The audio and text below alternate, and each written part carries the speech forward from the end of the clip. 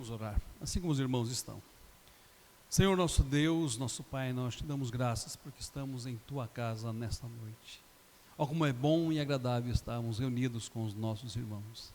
Ó, como é bom estarmos perante o Senhor, diante da Tua face, em Tua presença.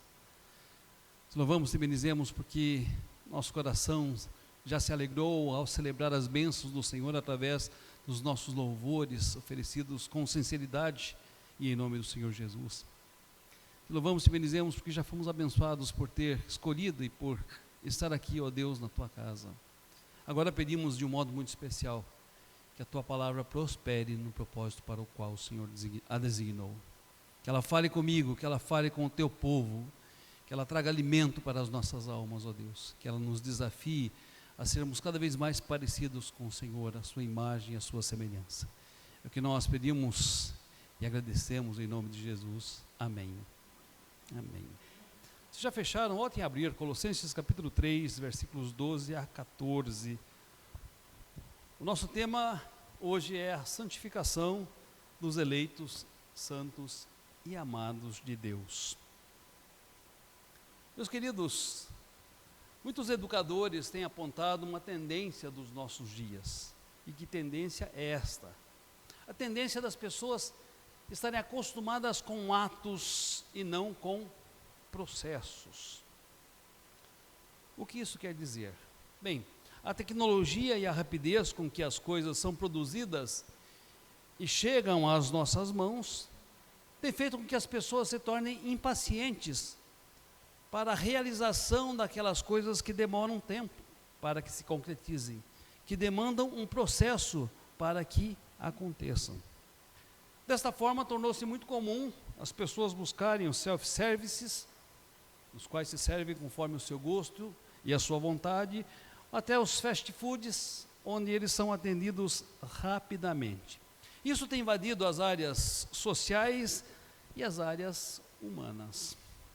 As pessoas, inclusive no campo educacional, querem ser bem-sucedidas sem se dar ao trabalho de se preparar, de estudar para que isto aconteça. Isto explica porque multidões têm se deixado à prática de tentar ser influencers para que possam ganhar fama, projeção e status numa questão de segundos ou no processo muito rápido. Mas tudo isso que nós observamos no campo social, tudo isso que nós observamos no campo humano e no campo educacional também tem o seu reflexo na vida espiritual. As pessoas, elas querem as bênçãos da santificação, as bênçãos da comunhão com Deus, as bênçãos da intimidade com Deus, sem se darem ao trabalho de viver este processo. E em Colossenses 3 nós temos estudado sobre este processo. E hoje nós vamos falar, destacando aquilo com o qual devemos nos revestir. Em estudos anteriores vimos aquilo que nós precisamos fazer morrer e aquilo do qual nós devemos nos despojar. As roupas, as vestes do novo homem. Hoje nós vamos observar aquilo com que precisamos nos vestir como salvos no Senhor Jesus, como filhos e filhas de Deus. Mas antes de nós adentrarmos este assunto, tomando como base este texto, vamos destacar no primeiro ponto a razão pela qual ocorre o nosso processo de santificação. Vejam o versículo 12, meus queridos.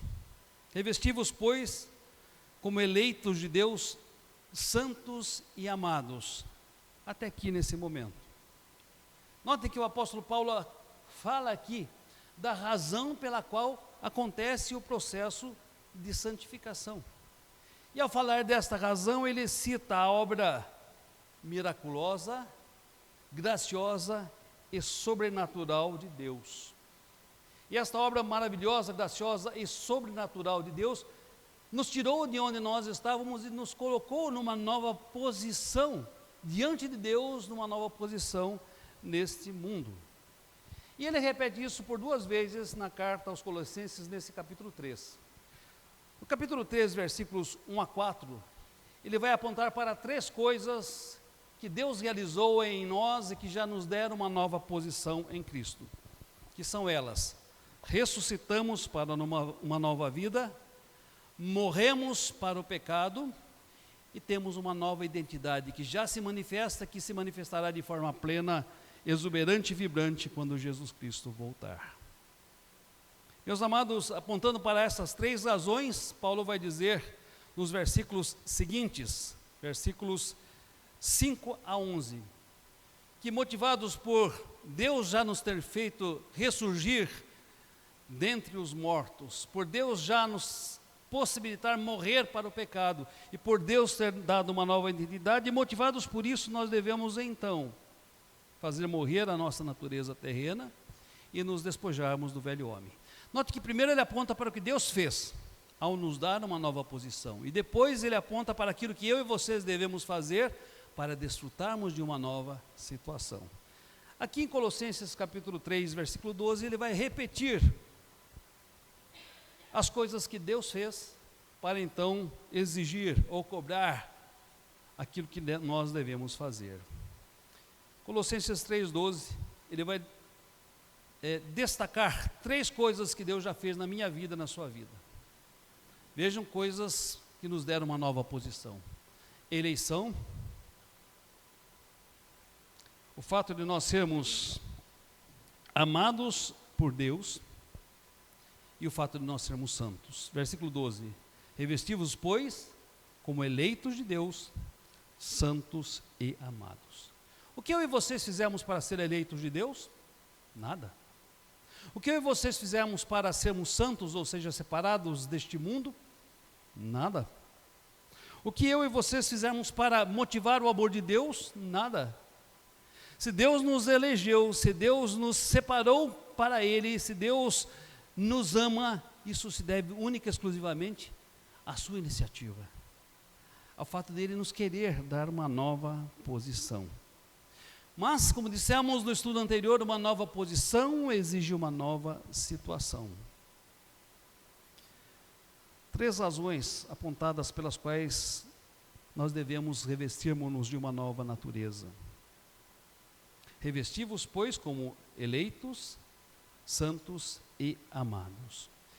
Quem está apto a viver o processo de santificação? Primeiramente, os eleitos, aqueles escolhidos por Deus desde toda a eternidade e escolhidos para serem adotados como filhos no tempo e no espaço. Quem está apto para viver o processo de santificação?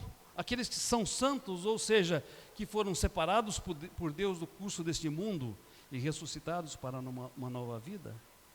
Quem estão aptos a viver o processo de santificação? Aqueles que são amados por Deus e por quem Jesus Cristo deu a sua vida. Portanto, meus amados, notem, nós ocupamos a posição de eleitos, santos e amados. Então devemos viver na situação de filhos. E como filhos, como deve ser a nossa vida? Diz o texto, devemos nos revestir das virtudes cristãs, a sermos cada vez mais parecidos com quem Deus é, cada vez mais parecidos com a imagem e a semelhança de Jesus Cristo. Notem, nós temos uma nova natureza, dada por Deus, e diante dessa nova natureza, meus amados, é totalmente incoerente nós nos submetermos de novo ao jugo de escravidão. Nós que já fomos libertos, é totalmente incoerente nos submetermos ao jugo de escravidão. Nós que somos eleitos, é totalmente incoerente nos submetermos de novo ao jugo de escravidão. Nós que já somos santos, é totalmente incoerente nos submetermos ao jugo da escravidão. Nós que somos amados, é totalmente incoerente nós nos submetermos ao jugo de escravidão. Note que a Bíblia, meus queridos, vai destacar com palavras muito fortes como é incongruente, como é incoerente, como isso não deve acontecer. Há algumas figuras que são bíblicas, diz-nos a palavra, é como se um cão voltasse ao seu próprio vômito, é como se uma porca lavada voltasse a se chafurdar na lama. E poderíamos acrescentar, é como um morto voltando a habitar na sepultura. É como um refém voltando ao seu lugar de cativeiro.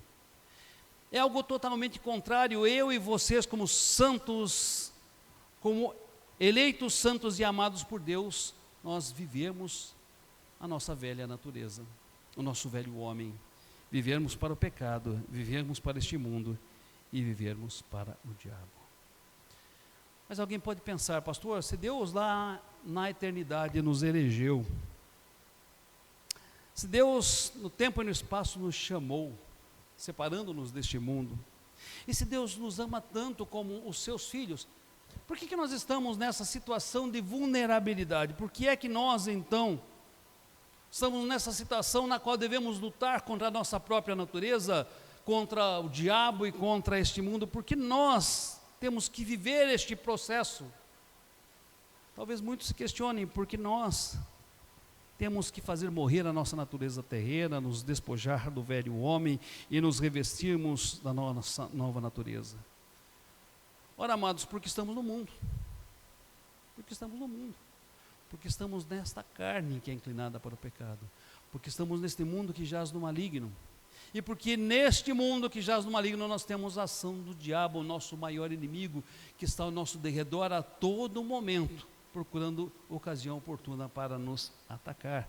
As nossas vulnerabilidades se devem ao fato de nós estarmos vivendo este processo, o processo de santificação.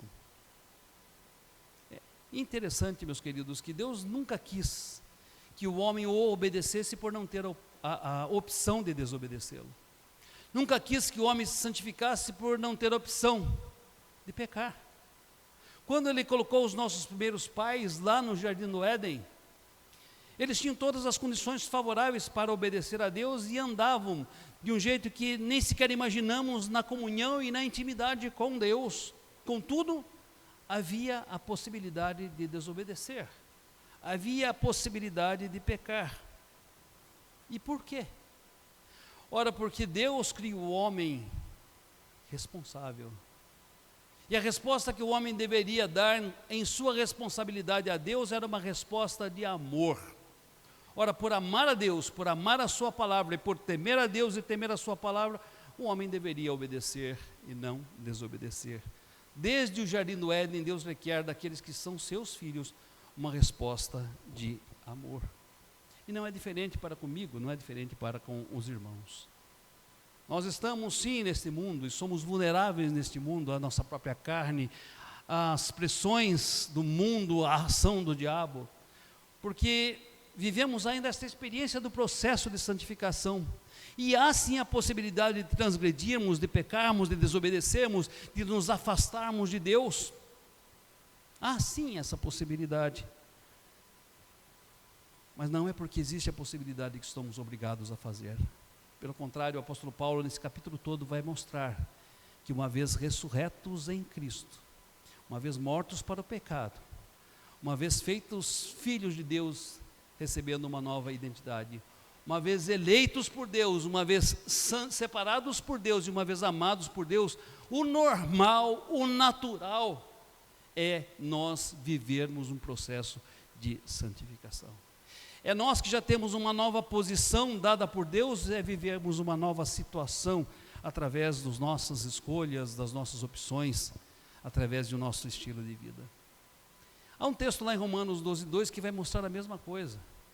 Paulo nesse texto diz: queridos, olhem para as misericórdias de Deus, meditem nas misericórdias de Deus, observem como Deus, de uma forma imerecida, unilateral, Ele te escolheu na eternidade. Note como Deus, de uma forma maravilhosa e graciosa, usou de compaixão para contigo, te chamando no tempo e no espaço. Observe como Deus em Cristo Jesus declarou você justo diante dele. Observe como Deus lhe deu dele mesmo através do Espírito Santo para morar em você. E quando você observar estas misericórdias de Deus, então ofereça o seu corpo em sacrifício vivo, santo e agradável a Deus, que é o seu culto racional. E não se conforme com este mundo, mas se transforme pela renovação da sua mente, para que você experimente qual seja a boa, perfeita e agradável vontade de Deus. Romanos 12, 1 e 2. Qual é a razão pela qual eu e vocês podemos viver no processo de santificação? A razão é que já ressuscitamos em Cristo. E em Cristo morremos para o pecado. E em Cristo temos uma nova identidade. A razão é que Deus em Cristo nos escolheu antes dos tempos eternos. Deus em Cristo nos santificou para Ele ou nos separou para Ele. Deus em Cristo nos amou de tal maneira. Esta é a razão pela qual eu e vocês podemos viver este processo de santificação. Notem negativamente, o processo de santificação consiste em nós nos despojarmos de coisas que desagradam a Deus. Isto o apóstolo Paulo trata em Colossenses capítulo 3. Devemos nos despojar da ira, indignação, maldade e maledicência, a linguagem obscena no nosso falar, da mentira. Devemos também nos despojarmos da ira, da maldade, do desejo maligno, da impureza, da prostituição e da avareza, que é idolatria. Mas a santificação não consiste só em tirar a roupa suja que nós usávamos enquanto éramos deste mundo, enquanto não havíamos sido chamados para o Evangelho de Cristo. A santificação consiste em colocarmos novas roupas. E é por isso que o texto nos diz: revesti-vos, pois, como eleitos de Deus, santos e amados. E do que devemos nos revestir? Notem comigo: ternos afetos de misericórdia, bondade, humildade, mansidão, longanimidade, paciência, perdão e amor. Notem, são virtudes que nós devemos buscar pessoalmente e nos revestirmos pessoalmente. Mas observe o detalhe dessas virtudes, queridos. Todas elas são também virtudes relacionais, que são necessárias para nós nos relacionarmos com outras pessoas. E há algo interessante que esse texto nos mostra. Eu e você somos chamados para ser santos, não para viver no interior da nossa casa, no recesso do nosso quarto. Eu e você somos chamados para ser santos neste mundo, vivendo num ambiente de desafios, depressões, vivendo num ambiente que muitas vezes é hostil para conosco e para com as nossas opções. O processo de santificação não se dá senão no nosso convívio e no nosso contato com outras pessoas. Especialmente na Idade Média, as pessoas acreditavam que para serem santas elas deveriam se afastar do convívio social.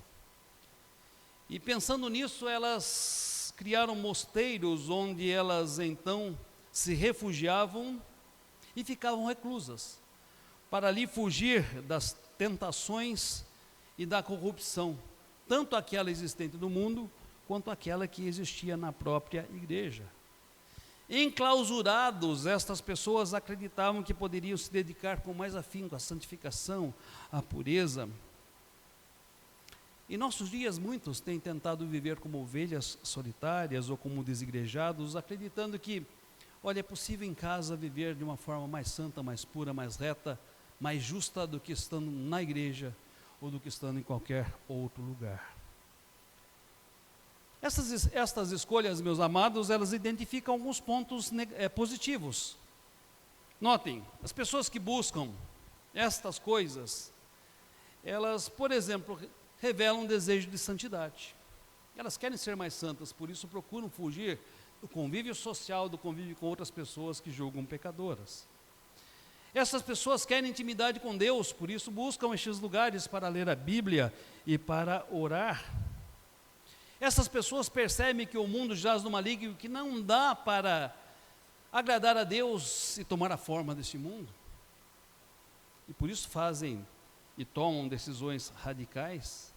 Essas pessoas têm percebido que a perversão e a malignidade têm enchido a terra. E também têm percebido que a igreja muitas vezes em vez de ser um oásis em meio ao deserto, se mostra apenas como uma miragem. Mas apesar de tudo isto, de todos estes pontos positivos, há um grave erro daqueles que buscam se santificar se afastando de outras pessoas. É achar que a santificação é só algo pessoal e que eu a desfruto sozinho. Não. Conforme a palavra de Deus, a santificação é relacional. É algo que nós desenvolvemos quando convivemos com outras pessoas. Observem, meus irmãos, as virtudes que são recomendadas aqui. Vamos repetir: misericórdia, bondade, humildade, mansidão, longanimidade, paciência e perdão. Quando é que eu evidencio e demonstro estas virtudes? Quando eu estou vivendo em situações tensas, quando eu estou vivendo em situações conflitosas. E na minha clausura, afastado de outras pessoas, eu jamais terei oportunidade de praticar tais virtudes. Agora, faça deste versículo um contraste daquilo que foi afirmado nos versículos anteriores, especialmente versículo 8. Observe o versículo 8. O que havia no nosso coração antes de nós nos encontrarmos com Jesus e o recebermos como nosso Salvador? Ira, indignação, maldade, maledicência, linguagem obscena em nosso falar e mentira. Ora, estas coisas certamente afetavam o nosso próximo. Estas coisas certamente causavam conflitos entre nós e o nosso próximo. Estas coisas destruíam relacionamentos. Agora, substituindo estas coisas, somos convidados então a viver a misericórdia, a bondade, a humildade, a longanimidade, a paciência, o amor e o perdão. E estas coisas, elas edificam vidas. Então, o irmão e a irmã, onde está? No trabalho que exerce, junto às amizades que tem, nas funções que desempenham, nas profissões das quais atuam, estão sendo desafiados por Deus a viver o processo de santificação. Estão sendo desafiados por Deus a manifestar ternos afetos de misericórdia, bondade, humildade, mansidão, longanimidade, o suportar uns aos outros, perdoar e o amar. É assim que nós nos santificamos. Pastor, eu já desenvolvi meu processo de santificação, eu me considero espiritualmente saudável, eu me considero espiritualmente maduro, mas olha, eu não suporto conviver com as pessoas. Não existe santificação sem que nós estejamos convivendo com pessoas.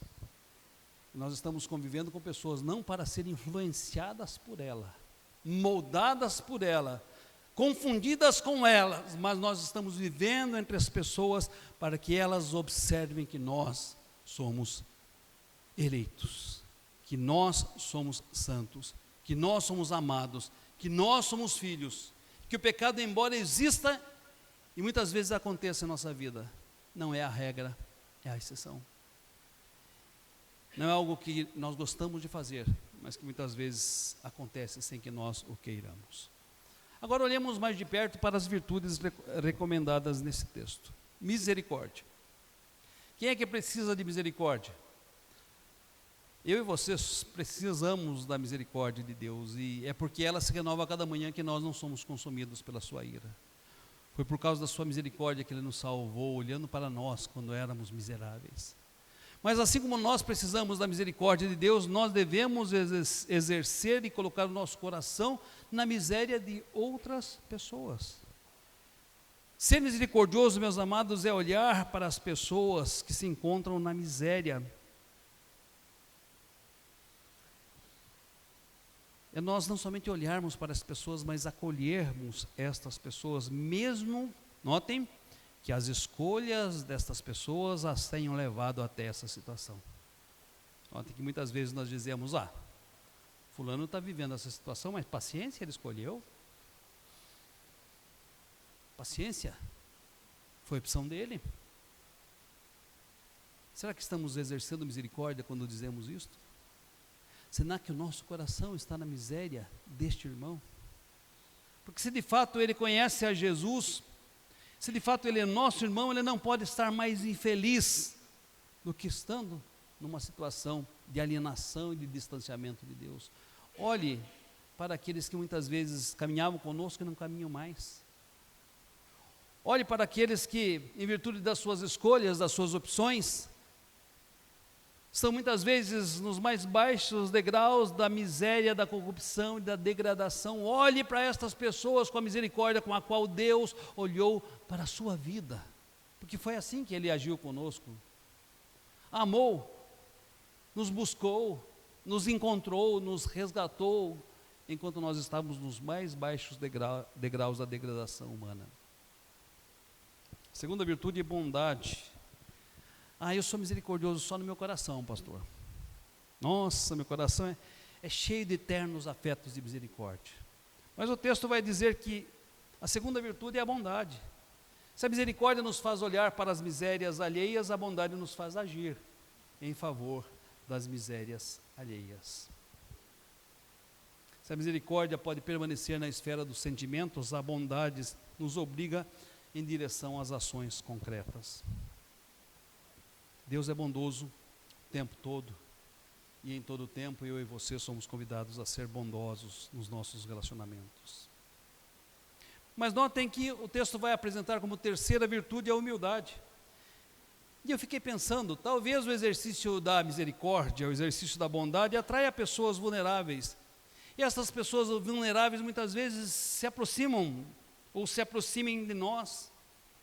E talvez a gratidão destas pessoas, até o elogio destas pessoas, possa inflar o nosso ego e nós possamos nos sentir os bons, os superiores, os espirituais, porque vejam quantas pessoas foram abençoadas por mim, quantas pessoas foram alcançadas por mim, quantas pessoas foram resgatadas por mim. Olha, essas pessoas me são gratas. Isso pode inflar o nosso ego e acharmos que isto vem de nós mesmos e não de Deus. Por isso o texto vai dizer, faça isso, mas seja humilde.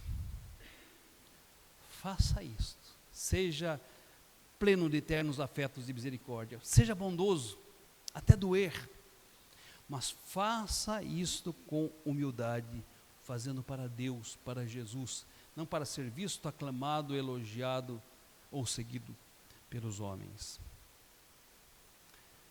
Meus amados, seguido da humildade vem a mansidão. O que é a mansidão? É a capacidade de enfrentar situações tensas e conflituosas com inteligência e equilíbrio espiritual e emocional. A Bíblia não nos exime muitas vezes de irarmos. Às vezes nós queremos viver o utópico ideal de jamais se irar em determinado momento. A Bíblia reconhece que eu e vocês podemos nos irar, mas diz explicitamente, irai-vos e não pequeis. Não se põe o sol sobre a vossa ira. E aí então nós temperamos esta nossa fragilidade e nos irarmos em determinados momentos com o exercício da mansidão. Ou seja, enfrentar as situações tensas e conflituosas, tendo domínio sobre as nossas emoções, tendo domínio sobre os nossos sentimentos. A quinta virtude recomendada é a longanimidade. E ser longânimo, queridos, se contrasta com o que foi dito lá no versículo 8. Lá no versículo 8, afirmou-se que a ira e a cólera são características do velho homem. O ter o pavio curto, o estourar, são características do velho homem. Ao passo que a longanimidade é uma virtude que devemos nos revestir. Ser longânime é o exercício da benignidade e da mansidão por um tempo inespecífico e indeterminado. É viver um estilo de vida onde se expresse a benignidade e a mansidão. O versículo 12, ele se contrasta com o versículo 8. Se lá as obras da carne afetavam os relacionamentos, dividiam pessoas, provocavam mágoas e ressentimentos, aqui no versículo 12, a vivência destas virtudes, elas promovem a paz, a unidade a bênção na vida dos nossos irmãos. Desta forma, aponta-se para o suportar uns aos outros e o perdoar uns aos outros como virtudes que sedimentam e que constroem relacionamentos. E se eu e vocês estamos tentados a nesse momento perguntar, mas até quando eu devo perdoar? O texto nos responde, assim como Jesus Cristo vos perdoou, perdoai vós também. E concluindo então esta porção das Escrituras, Paulo vai falar que o que sedimenta e o que como um óleo bendito faz com que a engrenagem funcione é o amor. O amor, diz o texto, é o vínculo da perfeição.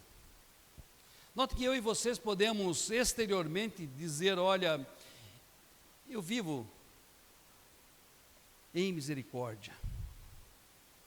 Olha, eu com certeza, eu sou bondoso. Com certeza eu manifesto mansidão, longanimidade, eu tenho paciência. Eu espero que ninguém diga que eu sou humilde, porque se disser já está pecando, né? Mas talvez nós possamos dizer isto, como se fosse uma capa que nós usamos, que carregamos conosco. Mas o texto vai dizer, olha, se você fizer tudo isso, como algo exterior, mecânico, estereotipado, como se isso fosse uma capa que você usa em determinados momentos, você não está vivendo essas virtudes. Por quê? Porque acima delas, sobre elas, entre elas, tem que estar o amor, que é o vínculo da perfeição. Só assim a vivência destas virtudes são autênticas. Só assim elas produzem resultados. Só assim elas constroem, edificam, glorificam a Deus e nos abençoam. Eu sei que o texto é desafiador. Eu sei que o texto fala comigo, fala com os irmãos. Eu sei que o texto nos corrige. Eu sei que esse texto nos disciplina. Eu sei que ele nos faz olhar para nós mesmos e dizer, Senhor, em muitas vezes, em muitos momentos, em muitas circunstâncias, em muitos relacionamentos, em muitos conflitos, em muitas tensões, eu não tenho vivido isto. Mas a função da Bíblia é esta mesmo. Muitas vezes vir de encontro às nossas necessidades, para que a gente se autoavalie, a gente se analise, e para que nós possamos dizer, Senhor, tem misericórdia, que o teu poder se aperfeiçoe na minha fraqueza e na minha pequenez. Meus queridos, a minha oração é para que, ressuscitados em Cristo, mortos para o pecado, tendo uma nova identidade, sendo eleitos, sendo santos, sendo amados, eu e vocês possamos nos despir do velho homem, nos despojarmos da velha natureza, mas dia a dia, no processo, e a palavra importante é essa, num processo disciplinado, constante e crescente, eu e vocês possamos nos revestirmos das virtudes cristãs, que a casa limpa não permaneça vazia, que ela seja repleta de santificação e que ela assim glorifique ao nosso Deus. Que Deus tenha misericórdia de nós e que Deus nos abençoe. Amém. Meus queridos, nós neste momento encerraremos a nossa live. Os demais atos de culto se darão aqui no recinto do templo. Queremos agradecer àqueles que nos acompanharam até esse momento e queremos orar por vocês que nos acompanharam até esta hora. Ó Deus, há muitos que estão nos acompanhando pela live, ó Deus, e que ouvirão ainda esta mensagem. Que ela encontre, ó Deus, morada no coração dos teus filhos. Que através da tua palavra o Senhor trabalhe na vida dos teus eleitos, santos e amados. Que eles possam encontrar forças para fazer morrer a natureza terrena, para se despojar do velho homem e para se revestir dessa nova natureza. Que ninguém, ó Deus, seja negligente para com este processo. Que ninguém seja indolente neste processo. Que ninguém, ó Deus, se acomode, vivendo uma vida de mediocridade cristã e espiritual. Ó Deus, que assim como os nossos ideais são elevados, nossa santificação seja contínua, seja crescente e nos faça diferentes a cada dia. É o que nós suplicamos em nome de Jesus. Amém. Amém.